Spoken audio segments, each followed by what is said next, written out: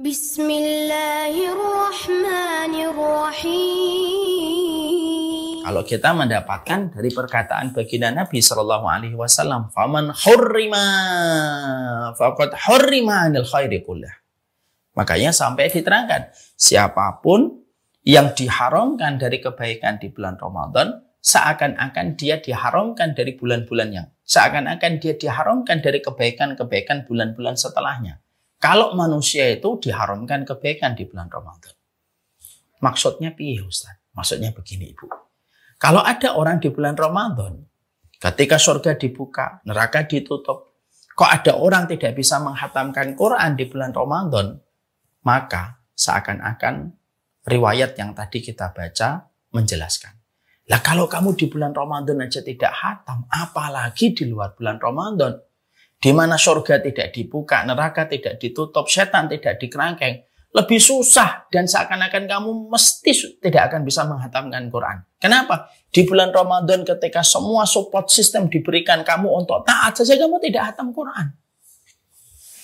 Kalau ada orang di bulan Ramadan kok tidak bisa sedekah karena masih pelit, terus seakan-akan, terus di bulan mana lagi kamu akan sedekah? Kalau di bulan Ramadan ketika semua support system itu diberikan supaya kamu bisa sedekah, kamu tidak sedekah. Kalau ada orang di bulan Ramadan tidak mampu untuk tahajud dan tidak mampu untuk qiyamul lail, maka sesungguhnya pertanyaan dan sebagai sebuah perenungan, di bulan mana lagi kamu akan sujud? Di bulan mana lagi kamu akan tahajud? Kalau di bulan Ramadan saja kamu tidak mampu untuk taraweh secara konsisten dan tidak mampu untuk tahajud. Kenapa? Wong ketika semua kemudahan untuk taat saja diberikan, kamu tidak bisa taat, apalagi di luar bulan Ramadan. Itu sama analoginya, Ibu. Kalau Ibu ada orang atau diri seseorang, ada orang sholat di depan Masjid Nabawi, di depan Ka'bah. Jarak antara dia dengan Ka'bah hanya sejarak sekitar 3 meter sampai 10 meter. Misalkan dia di shop pertama atau shop kedua. Kalau ada orang sholat di depan Ka'bah, kok dia tidak bisa khusyuk? Seakan-akan pengertiannya itu adalah, terus di mana lagi kamu bisa khusyuk? Kalau di depan Ka'bah saja kamu tidak bisa khusyuk. Kalau ada orang di depan Ka'bah kok masih kepikiran uang, masih kepikiran kerjaan terus. Kalau di Ramadan masih memikirkan uang, masih memikirkan kemaksiatan gitu. Padahal dia sholat di depan Ka'bah hanya berjarak 5 meter sampai 10 meter. Pertanyaan yang tidak membutuhkan jawaban akan ditujukan. Terus di mana lagi kamu akan khusyuk? Kalau di depan Ka'bah aja kamu tidak khusyuk. Dan itulah yang menjadikan kita akhirnya berpikir, itulah Ramadan. Makanya Ramadan itu memiliki keutamaan yang sangat besar sekali. Di mana tidak ada satupun keutamaan yang mampu sebagaimana keutamaan yang dimiliki Ramadan. Sampai surga saja bereaksi ketika Ramadan itu datang. Sampai neraka pun bereaksi, menutup pintunya ketika mereka malu terhadap Ramadan. Karena keutamaan Ramadan yang tentunya tidak bisa dipandang sebelah mata oleh setiap orang yang beriman. Maka inilah yang menjadikan kita harusnya menyadari Ramadan itu bukan masalah rotasi waktu, bukan masalah siklus yang kita jalani setiap tahunnya, bukan. Tapi Ramadan itu merupakan sebuah big prize, merupakan sebuah kesempatan besar yang Allah berikan keutamaan kepada hamba yang Allah kehendaki ketika seseorang itu diberikan kesempatan untuk mendatangi Ramadan. Tapi ingat, di sisi yang lainnya kita juga harus selalu sadar, ketika Ramadan memiliki keutamaan yang sangat sebesar itu, tapi di sisi yang lainnya kita juga harus menyadari bahwasanya siapapun yang mereka apa adanya, mereka ala kadarnya ketika mereka kedatangan Ramadan, lalu mereka merasa biasa-biasa aja, apa adanya ketika Ramadan itu datang. Tidak ada sebuah keinginan, tidak ada cita-cita, tidak ada sebuah planning ketika menyambut Ramadan. Kita harus tahu juga, orang yang memaknai Ramadan biasa-biasa aja, lalu mereka menjalankan Ramadannya dengan tidak semaksimal mungkin, maka bisa jadi orang yang gagal Ramadan itu bukan hanya mereka gagal mendapatkan pahala, tapi orang yang gagal Ramadan sejatinya mereka akan menjadi orang yang celaka di hadapan Allah. Kalau celaka di depan manusia masih mending, Bu. Kita masih bisa ngulang waktu supaya memperbaiki kecelakaan yang pernah kita lakukan ketika membuat kita dihujat.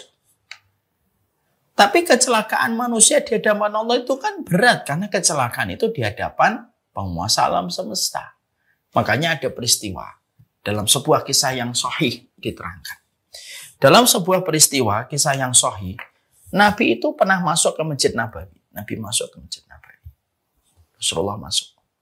Ketika Nabi berjalan ke depan, shaf, lalu di dekat mimbar beliau, mimbarnya Nabi itu ada tiga anak tangga. Ketika Nabi mendekati anak tangga, ketika Nabi mendekati mimbarnya yang memiliki 3 anak tangga, maka pada saat itu Rasulullah tiba-tiba mengatakan, amin, amin, amin.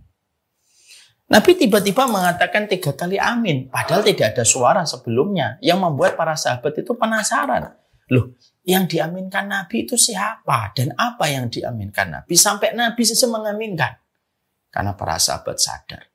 Kalau ada doa kok diaminkan Nabi, berarti doa itu betul-betul luar biasa. Pasti akan terjadi dan pasti akan menjadi sebuah tanda. Lalu para sahabat itu memberanikan diri. Para sahabat itu lalu memberanikan diri untuk bertanya kepada Rasulullah, ya Rasulullah, engkau mengaminkan 3 kali. Apa yang kau aminkan ya Rasulullah? Maka pada saat itu Rasulullah itu menjawab, aku aminkan doanya malaikat Jibril tentang 3 kelompok. Dan aku aminkan. Ibu semuanya, ibu harus perhatian sama hadis ini. Kenapa? Yang berdoa malaikat Jibril. Yang mengaminkan Rasulullah. Malaikat Jibril makhluk paling mulia di antara penduduk langit. Ya, Rasulullah makhluk yang paling mulia di antara penduduk manusia. Berarti tidak main-main dong doanya. Sampai Nabi mengaminkan hingga 3 kali. Lalu Rasulullah itu berkata, aku aminkan 3. Yang pertama, ketika malaikat Jibril itu berkata, Rogima anf man adroka abawaihi ingdal kibari falam yadkhulil jannah. Celaka sekali umatmu, wahai Muhammad. Kalau ada umatmu, diberikan kesempatan emas oleh Allah. Dia mendapati orang tuanya ketika tua dan sepuh. Yang harusnya anaknya bisa gampang mendapatkan surga. Ketika dia menjumpai orang tuanya ketika tua dan renta. Tapi justru anaknya tidak bisa masuk surga. Karena kurang maksimalnya anak itu berbakti kepada orang tuanya ketika tua dan sepuh. Jadi dari hadis itu, penggalan yang pertama kita tahu ya Bu, kalau ibu-ibu dapat kesempatan orang tuanya ketika tua dan sepuh, maka itu merupakan salah satu akses yang paling mudah untuk meraih surga. Maka malaikat Jibril berkata, celaka sekali kalau ada umatmu diberikan kesempatan emas, lalu dia menjumpai bapak ibunya ketika tua dan renta, tapi anaknya tidak bisa masuk surga. Dan Nabi setuju ketika malaikat Jibril mendoakan kecelakaan. Maka Nabi tidak membantah, tidak mengkritik, tidak menolak hadis itu dan permintaan itu oleh malaikat Jibril. Tapi Nabi justru mengatakan, amin, saya setuju. Celaka kalau ada di antara umatku mengetahui orang tuanya ketika senja tetapi anaknya tidak bisa masuk surga. Kalau bahasa programnya, kebangetan banget jadi manusia. Itu bahasa programnya.